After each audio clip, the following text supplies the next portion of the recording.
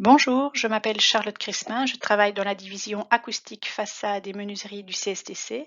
Je vais vous présenter les performances acoustiques des constructions en ossature bois.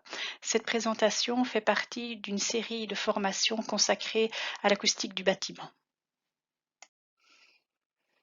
Dans cette présentation, je vais vous parler de l'isolation acoustique au bruit aérien entre locaux adjacents, je veux dire par là des locaux qui sont mis côte à côte, et ensuite de l'isolation entre locaux superposés. On parlera ensuite de l'isolation acoustique au bruit de choc dans le cas de nouvelles constructions et dans le cas de rénovation. Alors pour comprendre cette présentation, quelques prérequis sont nécessaires. Donc je vous invite à aller voir les autres formations en acoustique, donc la présentation concernant notamment les notions de base, l'isolation acoustique des simples murs et des doubles murs et quelques détails de construction sur les chappes flottantes. Analysons la problématique de l'isolation au bruit aérien entre locaux. Alors nous avons ici une source qui émet un bruit aérien. Ce bruit est transmis au travers de la paroi de séparation, donnant une isolation acoustique de 48 dB. Attention que les valeurs sont données ici juste pour illustrer le problème. Malheureusement, le bruit ne fait pas que traverser la paroi de séparation. En effet, le bruit du local d'émission met en vibration toutes les parois du local, c'est-à-dire les parois latérales, mais également le plancher, le plafond. Ces vibrations se propagent alors le long des parois latérales et se retrouvent du côté du local de réception. La flèche rouge illustre une de ces transmissions latérales.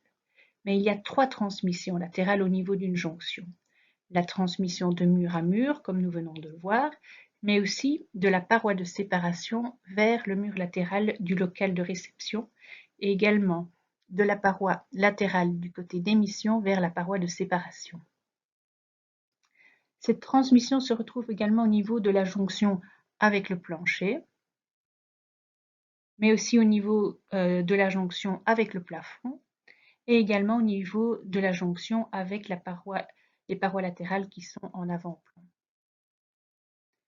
À cause de ces 12 chemins de transmission, l'isolation chute de 8 dB. Lorsqu'on étudie l'isolation entre deux locaux, il faut donc évidemment bien prendre en compte ces deux phénomènes, c'est-à-dire il faut avoir évidemment une bonne isolation acoustique de la paroi de séparation, mais il faut également tenir compte de ces fameuses transmissions latérales. Comment obtenir une bonne isolation acoustique de la paroi de séparation? Alors ici, on entend par paroi de séparation, donc une paroi qui est entre deux locaux de logement différents, parce qu'évidemment, on sera moins exigeant pour une paroi de séparation entre deux locaux de la même habitation. Mais donc, pour une paroi de séparation entre mitoyens, eh bien, on sera obligé de travailler avec une double paroi. Alors pour ça, je vous invite à aller voir la formation AC3 sur les principes des doubles parois. Mais je vais vous en rappeler ici les quelques grandes lignes. Donc, pour avoir une bonne double paroi, eh bien, il faut une grande largeur pour la cavité. Et cette cavité doit être remplie d'un matériau souple et absorbant. Et il faut que les plaques, que ce soit les plaques au plâtre ou les plaques OSB, doivent être placées aux extrémités, enfin, c'est-à-dire de chaque côté extérieur de la double paroi. Dans ce cas-là, on va obtenir une isolation de l'ordre de 60 à 66 dB, donc ça va dépendre de la largeur de la cavité et des plaques utilisées. Si on place les plaques au plâtre ou les OSB de chaque côté de la simple ossature qui compose la double paroi, eh bien pour les mêmes matériaux utilisés, on va avoir une dégradation de l'isolation de la paroi. On aura une isolation de l'ordre de 48 dB. Donc il est très important ici de placer donc toutes les plaques de chaque côté externe de la double paroi. Alors pour des raisons de protection au feu, on placera des plaques de fibrociment ou on surdimensionnera donc les montants de la double ossature. Alors on peut aussi également appliquer une protection supplémentaire sur un contre-latage pour éviter donc les bruits de choc dus par exemple à des lavabos ou des cabines de douche, etc. Mais dans les points d'attention, on va essayer d'éviter justement de fixer les lavabos, les cabines de douche et autres installations sur le mur mitoyen. On va aussi essayer d'éviter de faire passer les canalisations dans ce mur mitoyen qui va venir affaiblir sa performance acoustique. Et enfin, surtout, ne pas fixer ou ne pas placer en tout cas l'escalier contre le mur mitoyen. Il faut privilégier un escalier autoportant totalement indépendant du mur mitoyen. Analysons plus en détail la problématique des transmissions latérales. Alors, les transmissions latérales sont beaucoup plus complexes dans le cas des constructions en ossature bois que dans le cas des constructions massives parce qu'il existe un plus grand nombre de chemins de transmission. Alors, vous avez par exemple ici le chemin de transmission via donc, les placoplâtres intérieurs. Vous avez les chemins de transmission via les placoplâtres à l'extérieur de la cloison, donc du fait que les placoplâtres sont connectés structurellement par l'ossature bois. Et vous avez aussi un chemin aérien, c'est-à-dire que les placoplâtres qui vibrent émettent donc du bruit aérien dans la cavité et donc qui se retrouvent de l'autre côté de la paroi et rayonnent alors du bruit dans le local de réception. Alors pour résoudre cette problématique, il faut donc couper ces chemins de transmission. Alors une première idée que vous voyez sur le schéma de droite, c'est donc de venir, je vais mettre le pointeur, donc c'est venir découpler donc les plaques de placoplâtre qui sont communes aux deux locaux. Alors donc dans ce cas-ci, il nous reste alors un chemin structurel via les placoplâtres extérieurs à la paroi latérale et il nous reste encore la problématique de la transmission du bruit aérien. Nous avons réalisé des essais en laboratoire qui ont permis de mieux étudier ces transmissions latérales. Malheureusement, ces essais ont été réalisés sur une ossature métallique, mais on peut bien s'imaginer que les résultats seront plus ou moins équivalents sur une ossature en bois. Donc en laboratoire, nous avons créé donc une jonction composée donc de la paroi de séparation entre nos cellules et d'une paroi latérale ici composée d'une ossature métallique et de simples placoplâtres sans matériaux absorbants dans la cavité. Et donc la première étape que nous avons réalisée, c'est nous avons ajouté donc un matériau absorbant dans la cavité. Nous avons donc réduit la problématique du bruit de la transmission aérienne, donc du bruit dans la cavité. Et donc nous avons vu notre isolation augmenter de 4 dB par rapport à la situation de référence. Dans le deuxième cas, nous avons interrompu les placoplâtres internes. Et dans ce cas-là, donc, nous avons coupé le chemin de transmission structurelle via les placoplâtres internes et on a vu donc une augmentation de 8 dB par rapport à la référence.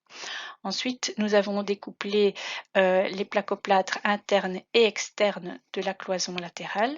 Dans ce cas, on n'a pas vu d'augmentation par rapport au système numéro 2. Donc, ça veut dire dans ce cas-ci que les transmissions structurelles au travers des montants de l'ossature qui viennent rayonner donc de l'autre côté étaient négligeables. Mais on peut supposer par contre que on aurait pu voir une amélioration pour l'ossature bois parce que l'ossature bois crée une connexion structurelle plus importante. Alors dans la situation numéro 4, là nous avons dédoublé les placoplâtres de la simple ossature, donc de la cloison latérale. Et là, on a vu une augmentation de 7 dB par rapport à la référence. Si on vient découpler ces doubles placoplâtres côté intérieur, on a une augmentation de 9 dB. Et si on découple les doubles placoplâtres de l'ossature, donc du côté intérieur et du côté extérieur, on voit une augmentation de 10 dB par rapport à la référence.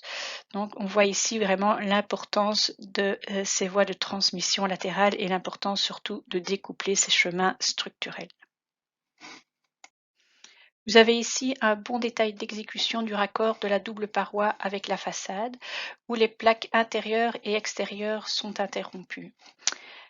On fera bien attention ici donc d'ajouter dans les cavités donc un isolant thermique poreux à cellules ouvertes et acoustiquement absorbant. On évitera donc tout isolant thermique rigide. Nous avons vu que les transmissions latérales pouvaient également survenir au niveau du plancher. Donc pour éviter ces transmissions latérales, il faut interrompre les solives au niveau des doubles parois.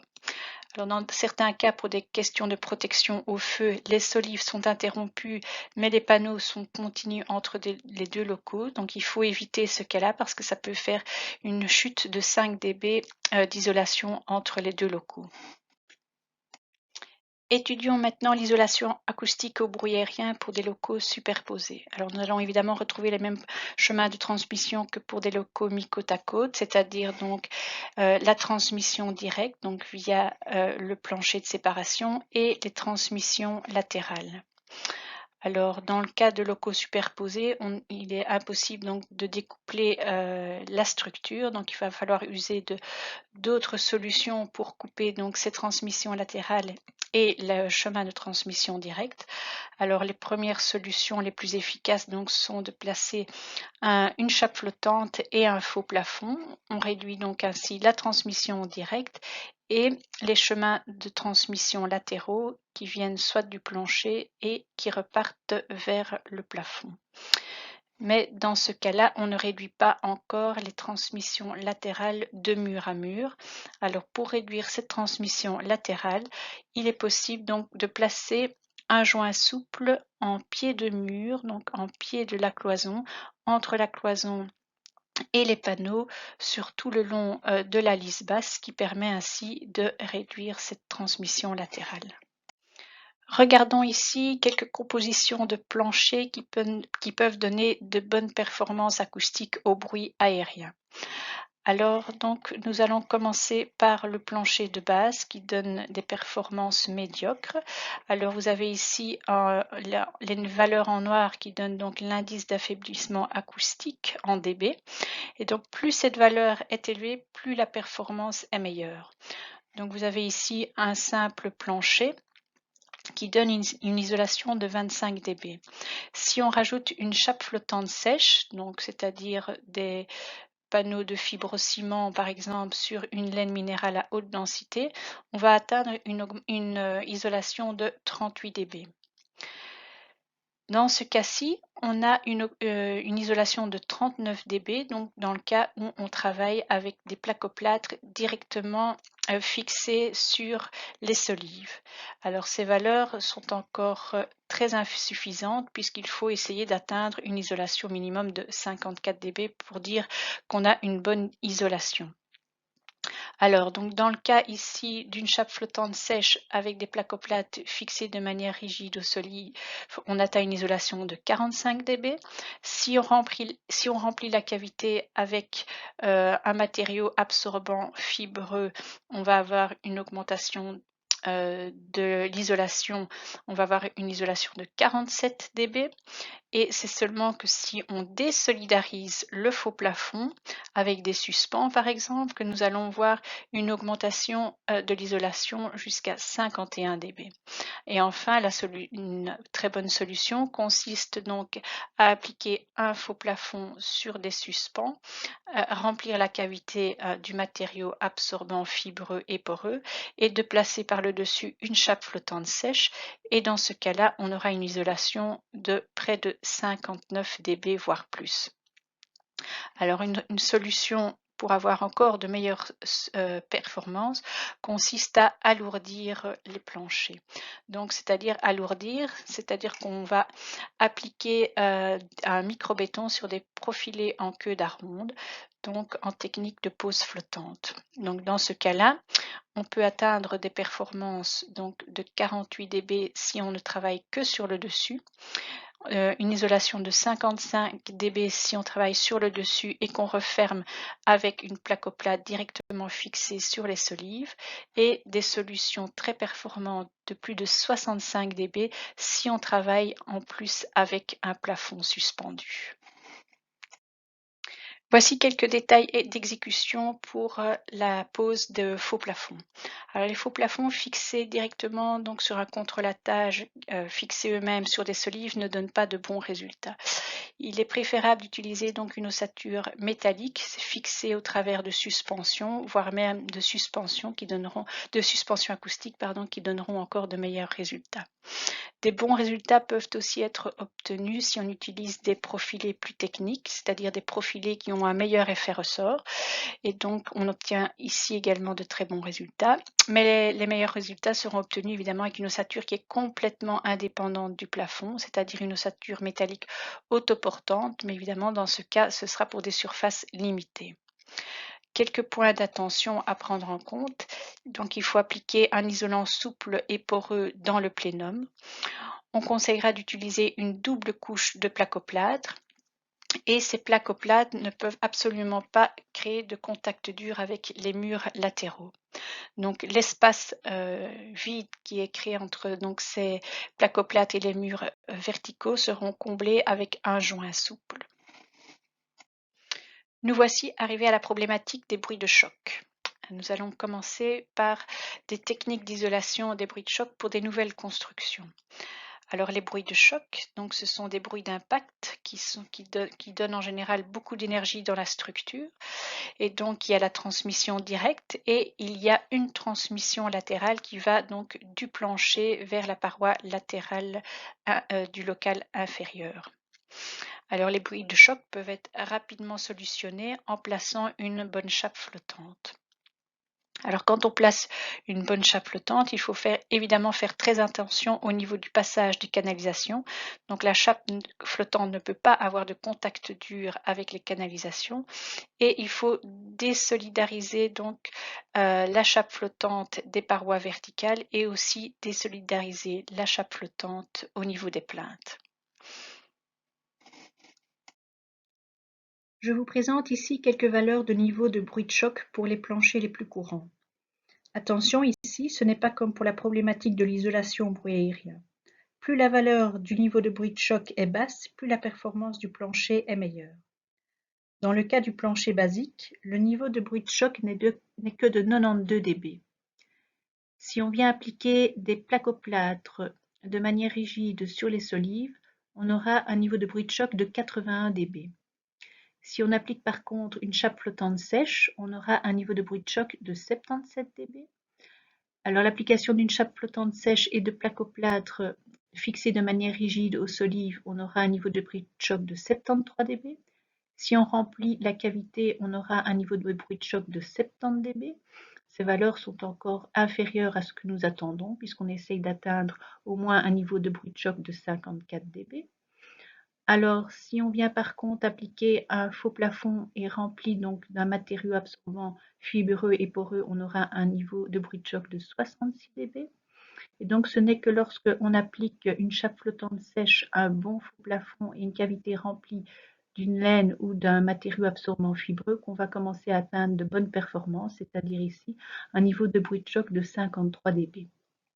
Alors toutes ces valeurs peuvent encore être augmentées si on alourdit le plancher.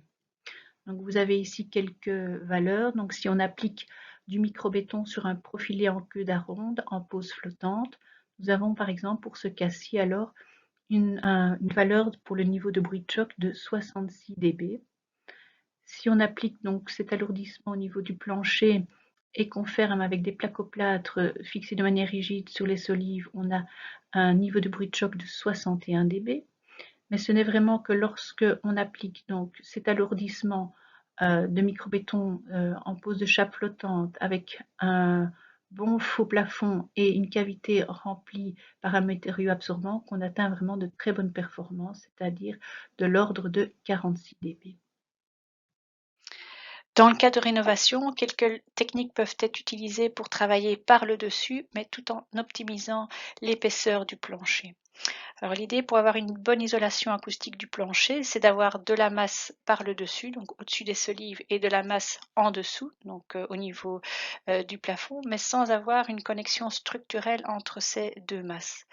Donc l'idée dans le premier cas, donc c'est on démonte le plancher existant, on vient placer des étriers entre les solives sur lesquels on place donc des poutres, mais vous voyez entre ces étriers et les poutres, on voit un joint souple résilient qui vient faire la déconnexion structurelle. Et donc on vient replacer un plancher sur ces poutres qui sont légèrement plus hautes que les solives. Donc le plancher repose sur les poutres qui, elles, reposent sur un joint souple, donc il n'y a pas de connexion rigide structurelle avec les placoplates qui sont fixées de manière rigide sur les solives. C'est une première possibilité. Une deuxième possibilité, donc, c'est toujours démonter le plancher existant et placer sur les solives un joint résilient souple et puis donc des panneaux rigides et alors les finitions. Dans le troisième cas ici, donc c'est sur les entretoises, on vient placer de nouveau un joint souple, un joint résilient souple, sur lequel on vient placer des poutres qui sont légèrement plus hautes que les solives, et donc les plaques en bois reposent donc sur ces poutres qui sont légèrement supérieures aux solives, et donc il n'y a aucun contact structurel entre les panneaux du plancher et les plaques de finition du plafond. Dans le troisième cas, qui est un peu dans la même idée, là on garde le plancher existant, mais on vient donc mettre le plancher de finition donc sur des règles découplées par des plots acoustiques et avec le vide rempli, enfin les cavités remplies d'un matériau absorbant, fibreux et poreux. Si on ne peut travailler que par le dessous, alors on peut fixer des étriers à la structure. Ces étriers sont munis d'un joint souple. On vient y glisser les nouvelles solives, qui sont un peu plus basses que les solives existantes, et sur ces nouvelles solives, on vient fixer la double couche de placoplâtre. La cavité est remplie par une laine ou par un matériau absorbant fibreux.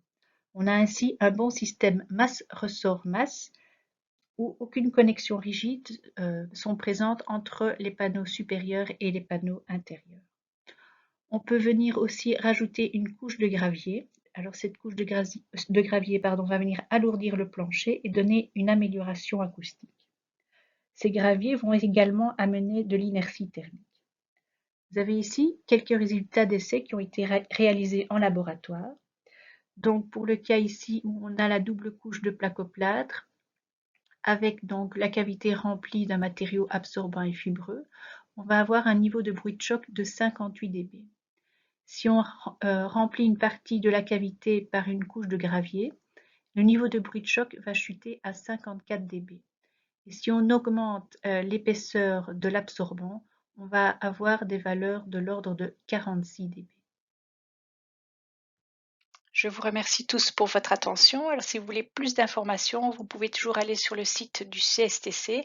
Là, vous trouverez beaucoup de publications sur le sujet. Vous pouvez aussi avoir des conseils via nos avis techniques. Et alors, nous remercions le CETEC pour leur soutien technique et financier pour quelques-uns des résultats que je vous ai présentés dans cette formation. Merci beaucoup.